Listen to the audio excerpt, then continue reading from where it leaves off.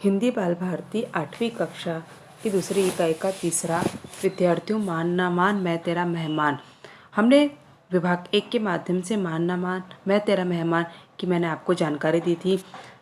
अब विभाग 2 के माध्यम से मैं आपको आगे की जानकारी देने वाली हूँ।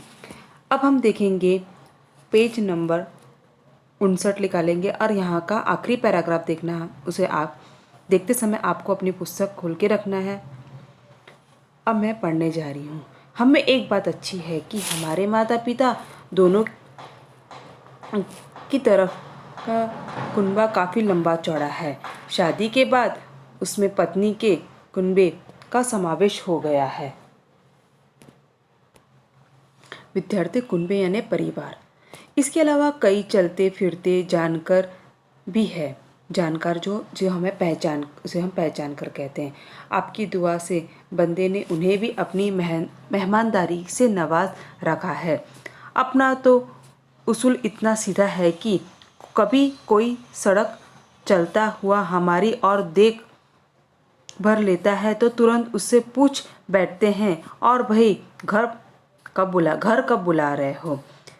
इसी बेतलकुल्फी से चलते कई बार हमें बिना जान पहचान के लोगों के डाइनिंग टेबल की शोभा बढ़ा चुके हैं। हमारे अनेक घर से खा पी कर फिर आने का वादा करके निकलने के बाद अक्सर वह मियाँ बीबी इस बात को लेकर आपस में लड़ते मरते हैं कि आखिर हम उन दोनों में से रिश्तेदार किसके थे। यहाँ पर मुताबिक यानी कि के अनुसार कदर यानी इज्जत, कृतार्थ यानी मैं आपको पहले बताया सफल, कोहिनूर यानी कि हीरे का नाम है, पारखी यानी कि परख करने वाला, कनुबा यानी परिवार, दुआ यानी आशीर्वाद, असूल यानी सिद्धांत। आगे की ओर हम बढ़ेंगे और विद्यार्थी लेखनी में आपको देखना है किसी के घर जाने पर प्राप्त अतिथि के बारे में अपने अनुभव, यानी कि जब हम किसी के घर जाते हैं और उससे हमें जो अनुभव प्राप्त होते हैं ये आपको जानकारी आपको स्वयं अपने मन से लिखना है। कई बार ये रहता है कि किसी अतिथि के घर गए वो हमें बहुत अच्छे से रखते हैं, यानी कि आपके स्वयं के अनुभव, और कुछ अतिथि ऐसे रहते हैं जो हमें अच्छे से नहीं, हमें मान सम्मान नहीं देते। हम अपने घर पर उन्हें मान सम्मान देते हैं मगर वे हमें मान सम्मान नहीं देते। तो आपको स्वयं यहाँ पर आपको अपने विचार लिखना है। विद्यार्थियों पेज नंबर 60 निकालेंगे। मैं यहाँ पर पढ़ रही हूँ और आपको आपकी पुस्तक पढ़ के देखना है कि कैसे यहाँ पर अतिथियों का स्वागत किया जाता है और कैसे मान ना मान मैं तेरा मेहमान बनकर सामने वाले किस तरह से परेशान हो जाते हैं। वैसे सच पूछा जाए तो मेहमान बनना एक ऐसी कला है कि जिसका विकास अभी पूरी तरह से नहीं हो पाया है। अब यही देखिए, जब कभी किसी उच्च कोटि के मेहमान का उदाहरण देना होता है तो मुझे अपना ही नाम लेना पड़ता है।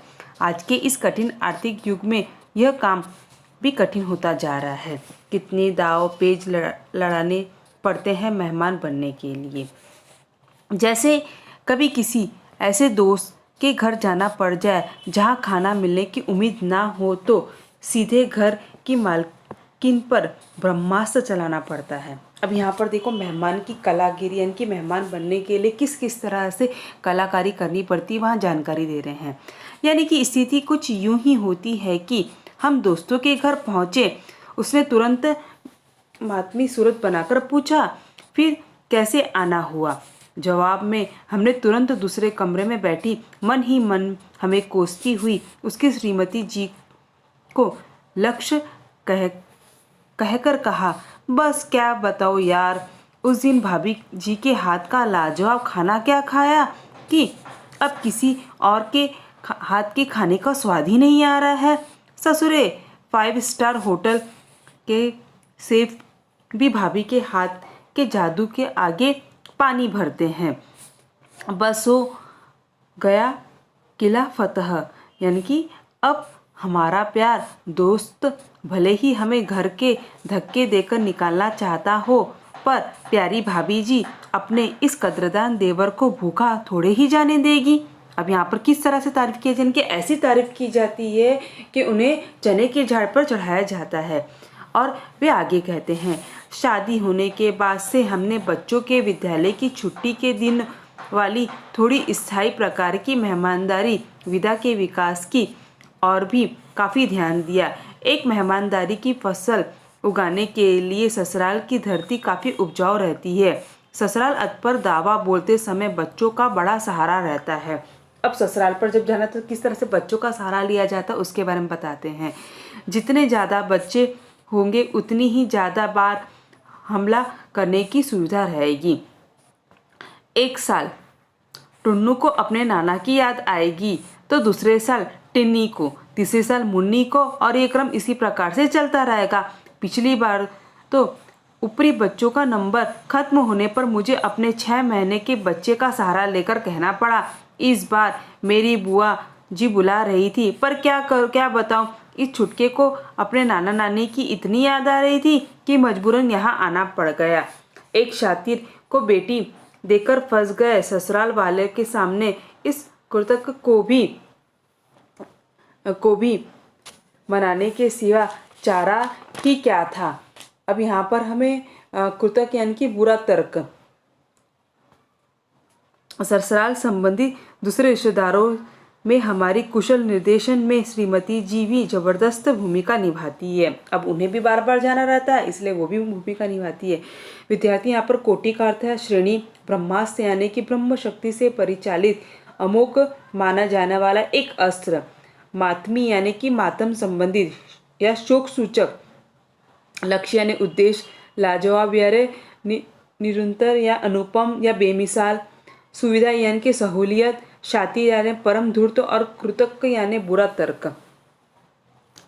वे आगे क्या कहते अब हम देखते हैं। यहाँ पेज नंबर 61 निकालेंगे। पहुँचते ही अपनी चाची, मौसी या मामी से लिपट जाएगी और बड़े भावुक स्वर से कहेगी, जब से मुझे शादी हुई है आपसे सही ढंग से मिलने तक को तरस गई हूँ, इसलिए इस बार इनसे लड़ झगड़ कर सबको लेकर इधर आई हूँ ताकि जी भर कर आपके साथ रह सकूँ।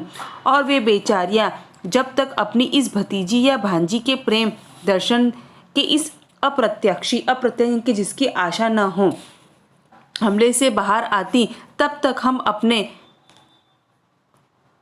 सूटकेसों को उनके घर में जमाकर अपनी दीर्घकालीन यानी कि लंबे समय से संबंधित उपस्थिति से स्पष्ट संकेत उन्हें दे देते। अपनी मेहमानदारी विशेषज्ञता से हमने अपने नाते रिश्तेदारों को इतना लाभान्वित किया है कि उनमें से कई के बच्चे बड़े बड़े कॉर्पोरेटर हाउसेस में गेस्ट रिलेशन ऑफिसर बन गए हैं, और कुछ लोगों ने बिना कोई कैटरिंग डिप्लोमा पास किए अपने खुद के रेस्टोरेंट खोल दिए हैं। अपना तो छोटा सा देशभक्तिपूर्ण प्रयास यही है कि एक दिन Guinness book of world records में यह छपे कि दुनिया में सबसे अधिक मेहमान बनने का रिकॉर्ड भारत में इस लाडले सपूत ने स्थापित किया है। अगर मेरे संबंधी दोस्त और जानकर थोड़ा सा धैर्य रखे तो यह काम कोई मुश्किल भी नहीं है। उसका हौसला बढ़ाने के लिए मैं अक्सर उन्हें ये शेर सुनाया करता हूँ। अब ये देखेंगे क्या शेर सुनाते हैं। शुक्र कर उस खुदा का और मुझ मेहमान का, तेरा खाना खा रहा हूँ तू दस्तरखान पर। तो यहाँ पर वो अपने विचार, दस्तरखान यानी कि भोजन की थाली के नीचे रखा जाने वाला कपड़ा, खुदा यानी ईश्वर, शुक्र यानी कि उपकार मानने वाला। किसी समारोह में गाए जाने वाला कोई स्वागत गीत सुनो और अपने अभिभावकों को सुनाओ।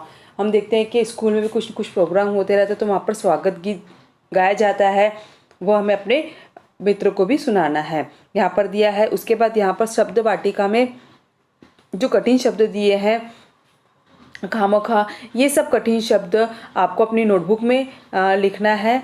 उसके बाद आगे की जानकारी हम पेज नंबर 62 निकालेंगे। वहाँ पर सूचना के यहाँ पर दिया है, देखो, सूचना के अनुसार कृत्या करो। यहाँ पर दिया है संजाल पूर्ण करो। सबसे पहले दिया है लेखक के बच्चों का नाम, तो यहाँ पर आपको विद्यार्थी लेखक के जो बच्चों के नाम है ये चारों बॉक्स में आपको लिखना है। क्या लिखेंगे, जैसे कि छुटका, टिन्नू, मुन्नी, टिन्नी। यहाँ पर लेखक के बच्चों ने जहाँ पर नाम दिया वो नाम आपको लिखना है। उसी प्रकार प्रश्न 2 दिया है, सही विकल्प चुनकर वाक्य पूर्ण करो। अब यहाँ पर हमें देखना है कि कौन से वाक्य सही है। पहला दिया गया है कि शादी के बाद उसमें पत्नी के कुनबे, कनुबे या कुनबे, ये इसमें से कौन सा है? आपने अभी पढ़ा है, मैंने अभी आपको उसका अर्थ भी बताया था। तो यहाँ पर आपको लिखना है शादी के बाद उसमें पत्नी के कुनबे का समावेश हुआ है। उसके बाद दूसरा दिया है शौक, तो सबसे पहले का उत्तर ये आएगा ये। उसके बाद शौक, शौक शैक हो तो ऐसा वरना ना हो, तो यहाँ पर क्या आएगा? शौक, ये हो गया। उसके बाद प्रश्न 3 दिया है, टिप्पणियाँ पूर्ण करो। टिप्पणियाँ लिखो। छुट्टियों में घर घर दिखाई देने वाला दृश्य। अब हम छुट्टियों में कौन कौन सा हमें दृश्य दिखाई देता है, तो यहाँ पर आप अपने विचार भी लिख सकते हो या फिर पाठ्य पुस्तक में आपने जो समझा है उसके बाद भी लिख सकते हो। छुट्टियों के दिन हम क्या करते हैं, अपने नानी के घर जाते हैं, मामा के घर जाते हैं, और सबके घर हम देखते हैं कि मेहमान आए हुए रहते हैं। तो यहाँ पर क्या लिखोगे, ये अपने विचार आपको अपने स्वयं मन से लिखना है। उसके बाद लिखा है भारतीय मेहमानदारी। अब भारतीय मेहमानदारी आपको पता है कि किस तरह से रहती है। भारत में जो मेहमान उनको बहुत स्वागत किया जाता है, किस तरह से उन्हें वीआईपी ट्रीटमेंट दी जाती है, वो आपको यहाँ पर लिखना है।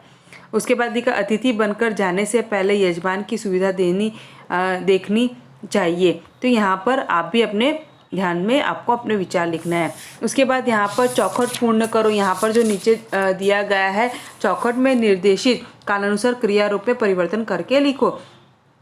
यहाँ पर दिया है क्रिया दी है सामान्य, अपूर्ण, पूर्ण, सामान्य, अपूर्ण, यानी कि भूतकाल, अपूर्ण, वर्तमान काल और भविष्य काल। पहला दिया लिखना। अब लिखना से हमें बनाते हैं सामान्य वर्तमान काल में लिखना का लिया है लिखती है या लिखता है, लड़की है तो लिखती है, लड़का है तो लिखता है। अब उसे हमें अपूर्ण वर्तमान काल में परिवर्तित कर रहा है, तो क्या लिख रहा है, वहाँ पर लिख रहा है। पूर्णवर्तन लिखा है और सामान्य भूतकाल में लिखा। तो विद्यार्थी ये आपको चौखट पूर्ण करना है और उसके अनुसार आपको ये क्रिया बनाना है। उसके बाद नीचे दिया गया है उपयोजित लेखन में सबसे सुंदर अपना देश। तो यहाँ पर आपको अपने देश के बारे में लिखना है कि हमारे देश में किस तरह से मेहमानों का आदर किया जाता है। ये निबंध है, ये निबंध आपको अपने असाइनमेंट नोटबुक में लिखना है। अब मुझे समझा, आपको क्या समझा, मान ना मान मैं तेरा मेहमान से आपको यहाँ पर अपने विचार लिखना है। इस प्रकार से तीसरा पार्ट मान ना मान मैं तेरा मेहमान, ये हमारा पाठ संपूर्ण होता है।